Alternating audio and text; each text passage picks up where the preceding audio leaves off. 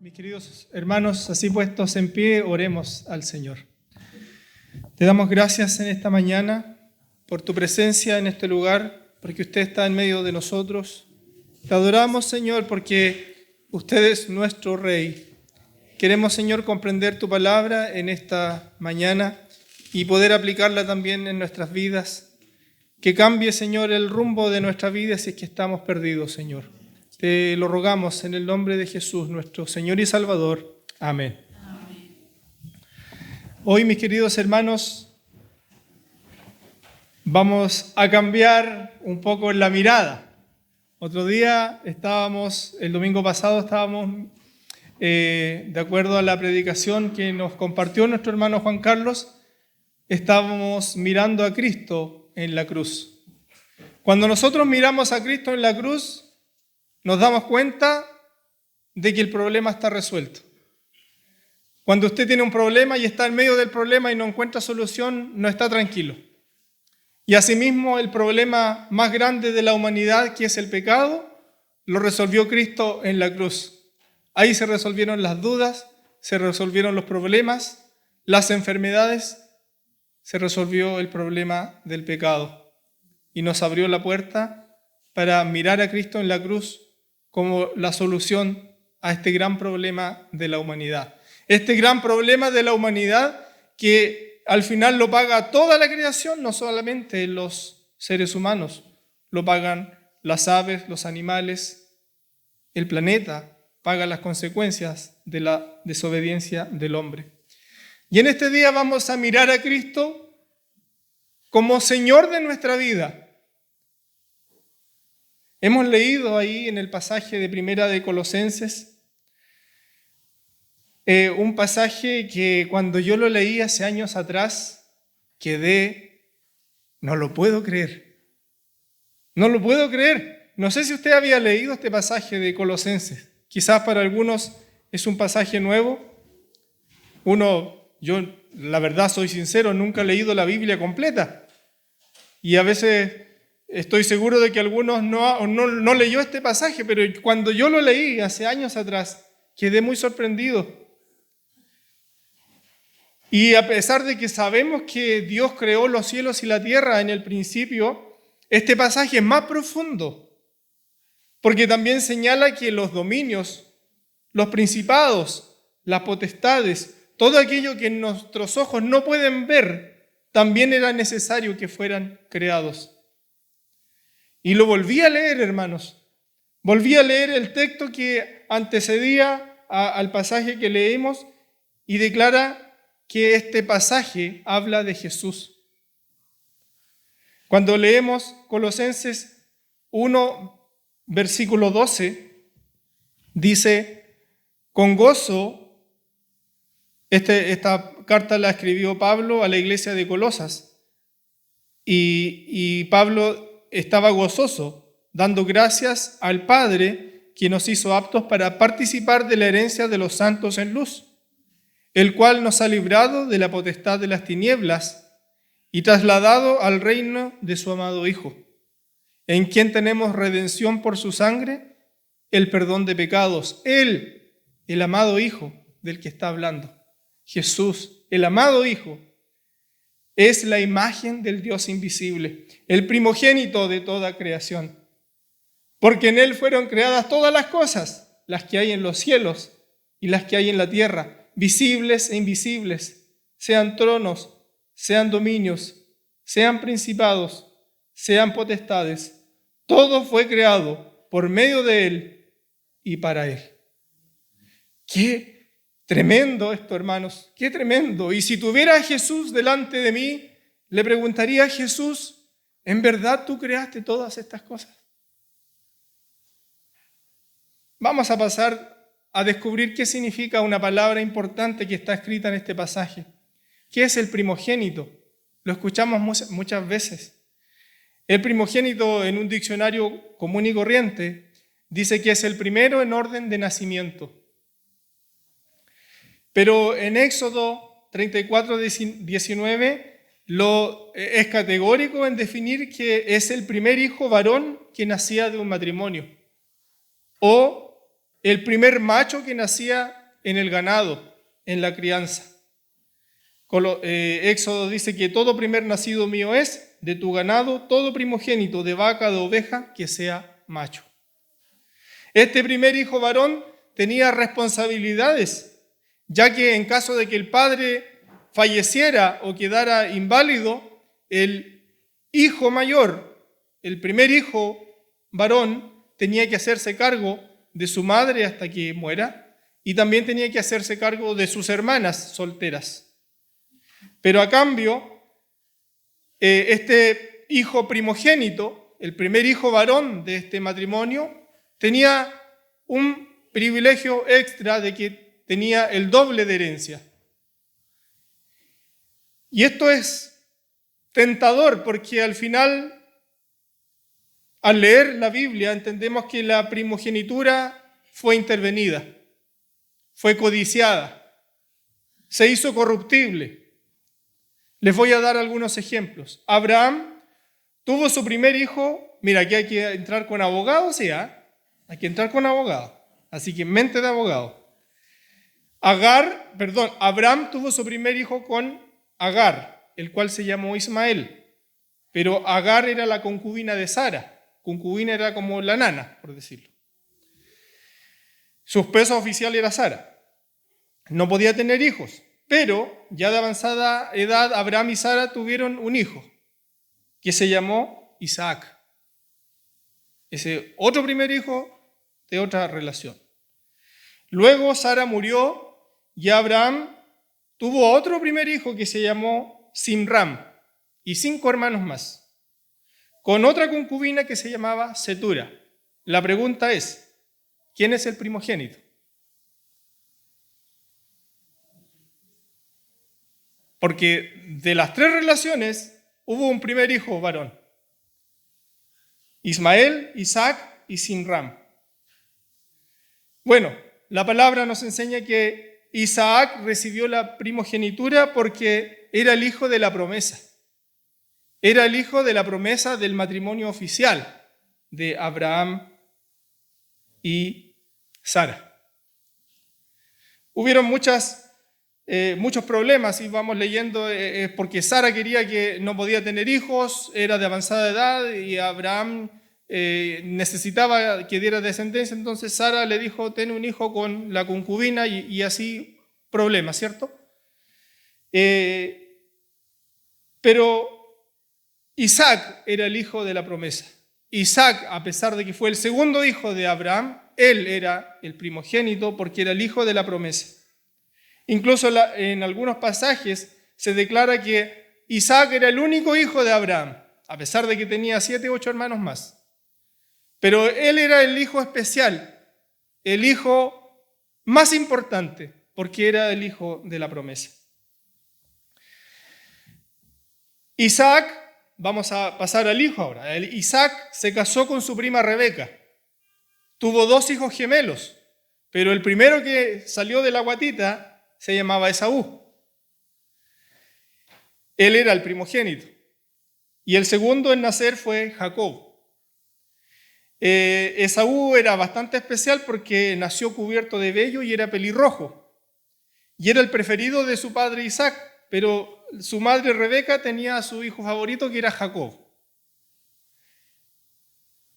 ¿Verdad o mentira que las mamás tienen un hijo favorito? ¿Verdad?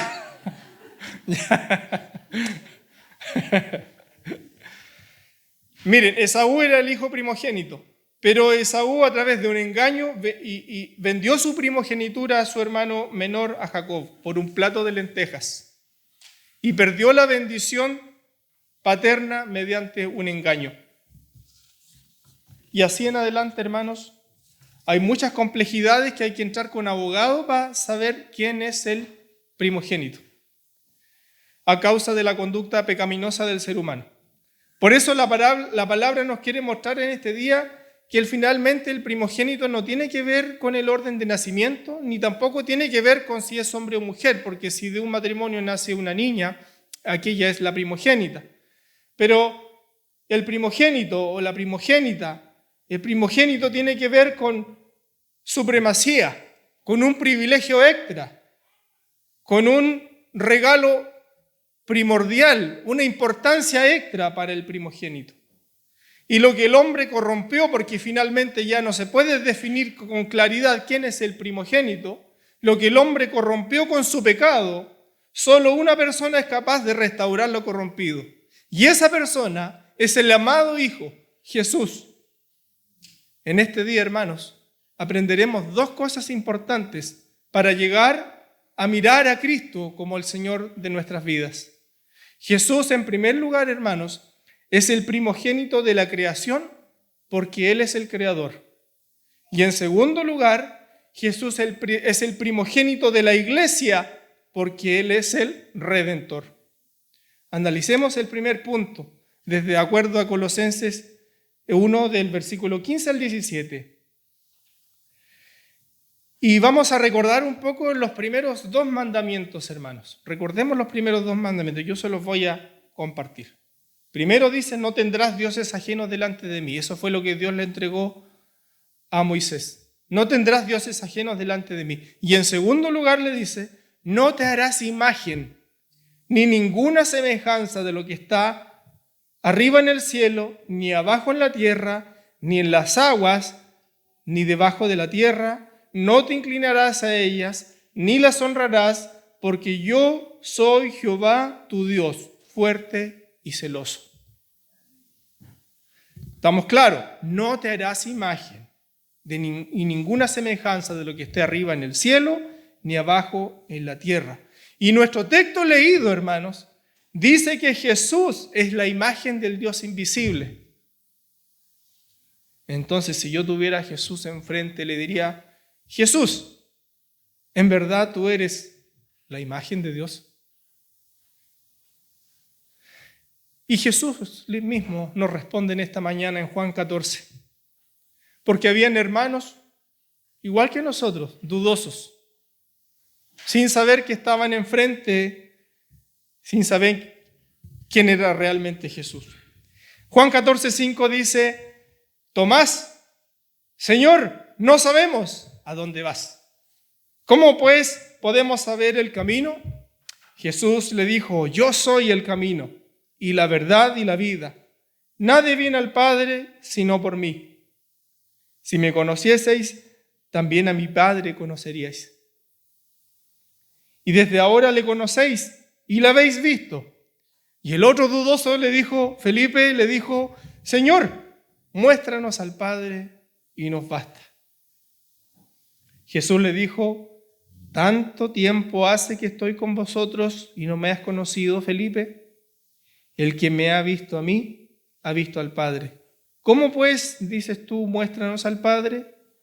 ¿No crees que yo soy en el Padre y el Padre en mí? Las palabras que yo os hablo, no las hablo por mi propia cuenta, sino que el Padre que mora en mí, Él hace las obras. Creedme que yo soy en el Padre y el Padre en mí. De otra manera, creedme por las mismas obras. Hermanos y hermanas, la palabra nos enseña que en verdad Jesús es la imagen de Dios. La palabra nos muestra que Cristo sí tiene la autoridad para ser la imagen perfecta de Dios. Cristo es la imagen completamente idéntica de la persona de Dios. Miren Hebreos 10:11 lo que dice. Hebreos 10:1. Dice, porque la ley, teniendo la sombra de los bienes venideros.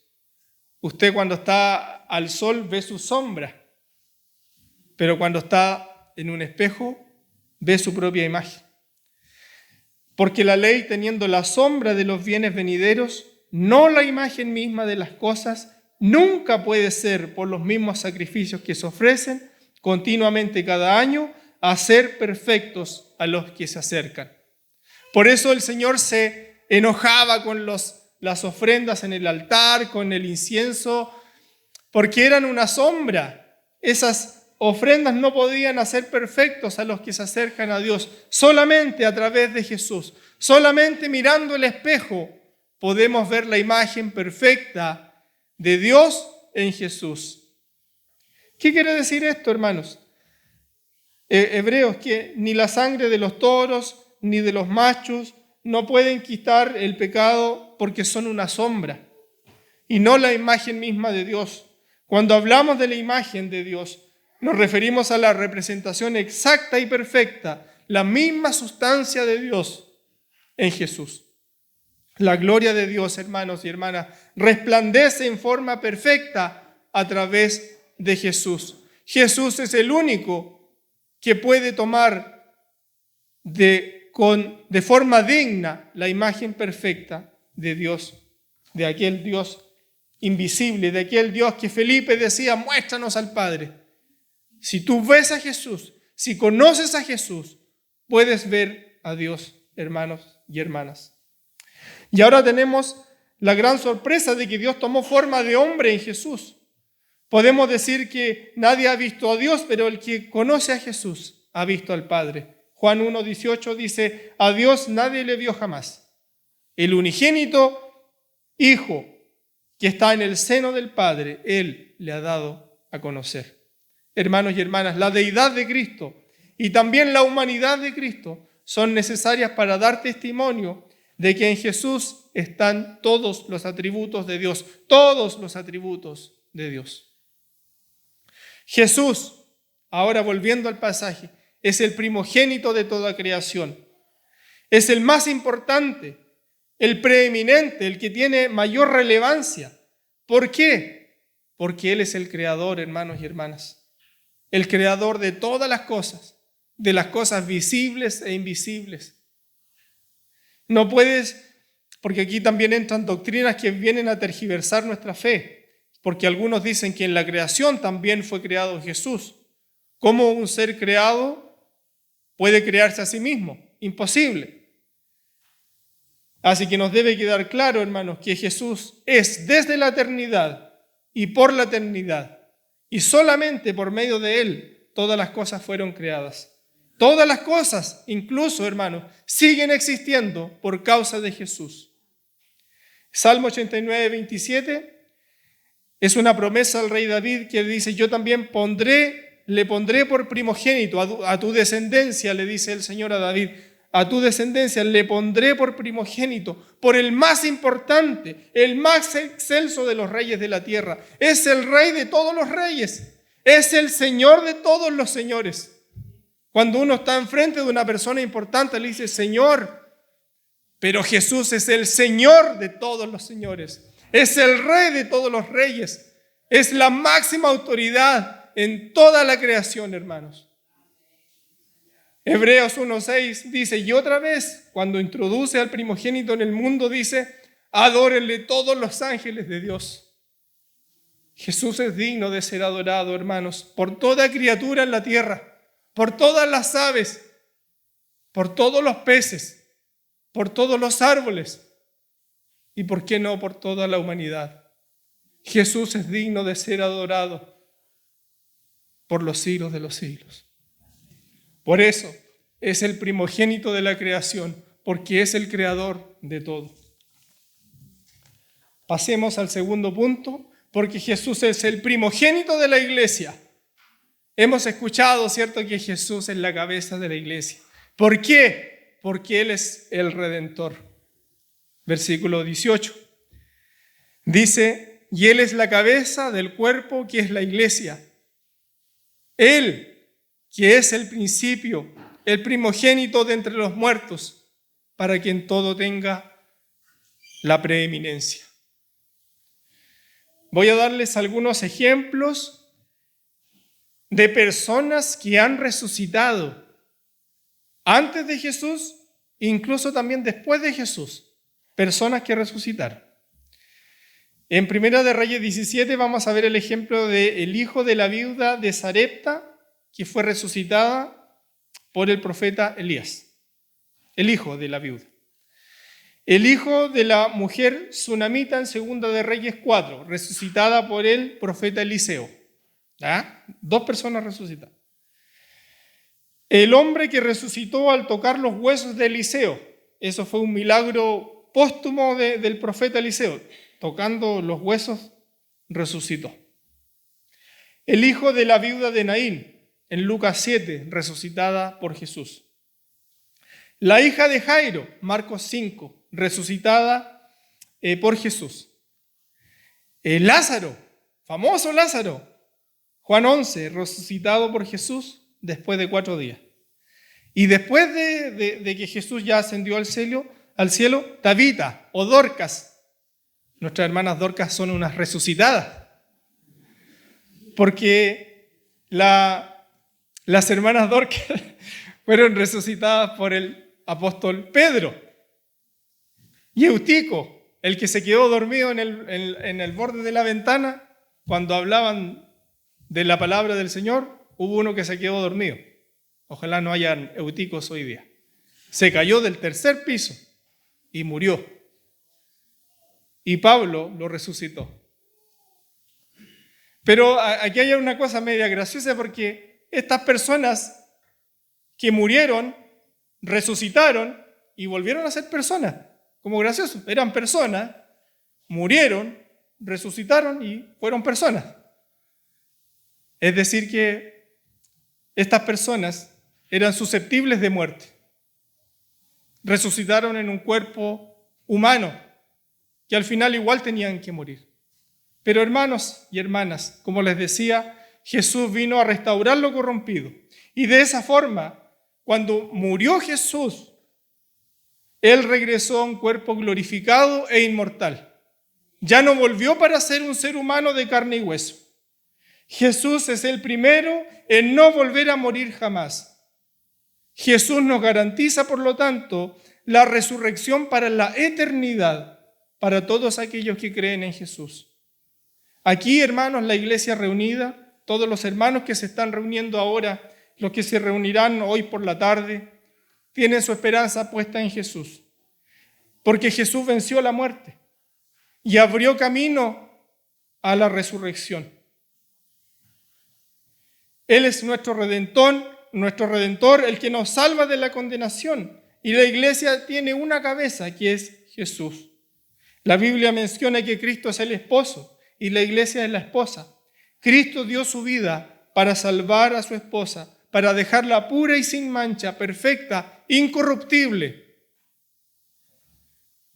Miren, ahora que subió la benzina vamos a tener que volver a caminar, porque está caro andar en vehículo. Pero antes, cuando se caminaba mucho, yo creo que todos caminaron harto y pasaron a lo derecho, ¿cierto? Haciendo caminos cortos entre medio del potrero. Entonces yo me preguntaba antes, ¿quién habrá sido el primero que hizo el caminito? Porque después el pasto ya no había pasto, ¿cierto? Era un caminito de tierra, un pequeño sendero. ¿Quién habrá sido el primero que hizo ese caminito? Y en este caso, hermanos, el primero que hizo camino a la resurrección es Jesús. Él hizo el sendero para llegar al cielo.